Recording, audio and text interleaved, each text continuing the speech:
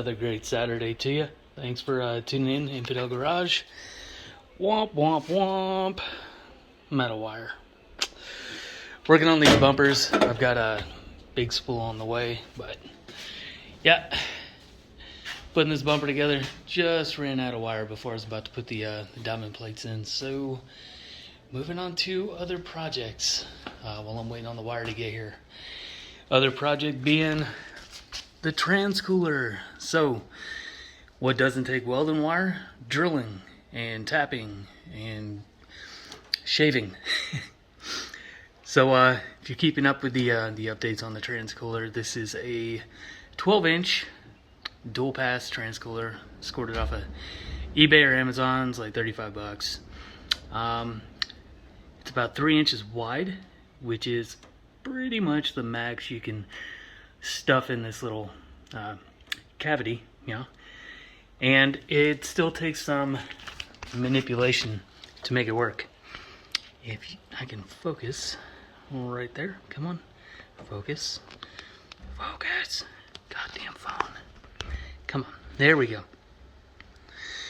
All right, had to trim the fins to not interfere with the transcooler line when it's going into the radiator. Also trimmed a little bit on the back so we wouldn't have any alternator contact issues.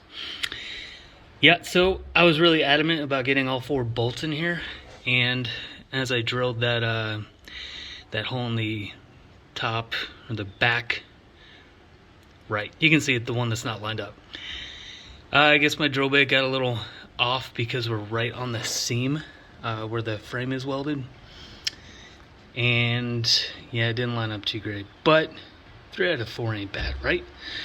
So this hole on the back here, that's tapped into the frame, and then these 2 are tapped, and they are tapped with 5/16. My standard bolts from my roof rack, which I have a lot of, these little guys.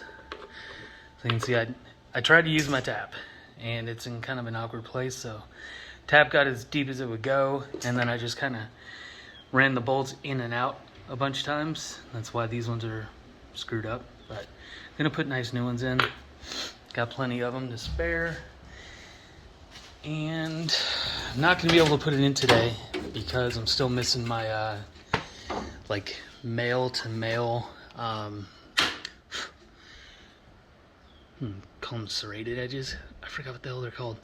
Basically, it's got this on both sides, 3/8 and a 3/8, so you can hook a hose to a hose. Also, don't have any hose sitting around. Well, I might have both of these up in my box. I'm gonna have to look at that before I run AutoZone. It'd be a wasted trip, and it's not really that close by. But if you check this guy out, this is our trans temp fitting. So, like I said last time, I wanted to get away from this big ugly thing that looks like it should be in the basement of some building, and scored a nice brass one. And this is 1/4 inch MPT going to 1/8 inch MPT. That's what this little middle adapter is doing.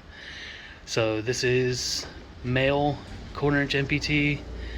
This side's female MPT 1/4 inch, and of course that's, and you get it, right? So back to this thing. I don't have any space available. Man, a shop would be nice. Sick of this garage life. But anyways, what we're looking at here is this guy. It's going to go direct in there, and then the line's going to come out, and it's going to go back to the transmission. On this side, this is coming from the radiator, so it's already been, the trans fluid's gone through the radiator, been cooled off, you know, to basically match engine temp, and it's going to go through the cooler all the way back out here. A couple degrees cooler maybe. I have no idea what it's going to drop to, but without having previously already had a trans temp gauge installed, I won't know the difference, which kind of sucks. But yeah, for right now, I know it's going to make it cooler, That's really all that matters. Hopefully I'll stop having those warm trans temp issues like I do. Hauling this thing up and down the highway.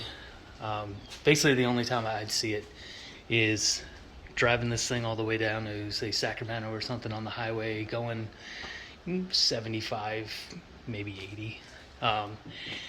And it's pretty taxing on the transmission just because it's a brick going through the air, for one thing, and the amount of torque measured on the transmission, the RPMs, all the stuff that goes into the computer saying, transmission, you are good to go in a lockup.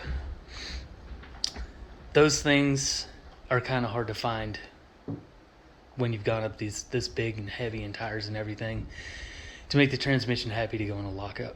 What lockup does is it locks the converter into basically a solid state. It's transferring the exact power from the crankshaft to the input shaft of the transmission, rather than having that fluid type coupling. When you've got fluid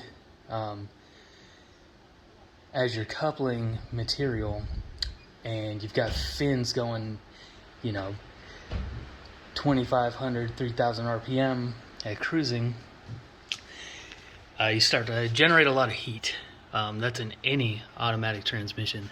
So sticking the cooler down here is going to help reduce that heat. I am kind of maybe sort of fishing around the idea of a manual lockup, and I need to do some more research on it. But I mean, I've had this little switch installed here for probably a year since I came up with the idea. I stuck a switch in here. Flip that, converter goes into lockup, regardless if it meets all parameters of the TCU or not. This is going to be like a command switch to make it go. If I'm hauling a trailer, heavy load, something like that, on the highway, it's always better for the trans to be in lockup. The way to do that, I don't know, I'll probably get into that in another video, but it's basically sending a voltage to the trans, or to the actual lockup solenoid, and bypassing the TCU. Is it possible? I know I've heard it done on other transmissions. Negative things of it: if you forget to take that off, say I'm coming off the highway and I've got it in lockup and come to a stop, it will stall. It's same as having like a clutch fully engaged. Yeah, so that's that. I'll get into the details, nitty-gritty of that in a different video if I end up doing it. But here's our 12-inch cooler. A little bit that it took to trim to fit. Gonna put this guy in there, and yeah, eventually run some lines to it maybe. But yeah, she fits right in there, real nice like. If I can get this. And she lined up real nice. Alright, so that's an update on the trans cooler that you guys have been asking for. I guess I'll do a separate video when I end up actually plumbing it, which is gonna go from one of these lines. So I'm not gonna bother cutting into the hard lines. Just gonna go into the bottom line of the radiator, which should be the return. From my research on the interwebs, that's the return. So hope I'm right, hope this all works out, and stay tuned for more updates. Don't forget to keep watching, like, subscribe, comment, and keep the channel going. Alright guys, thanks again, catch you later.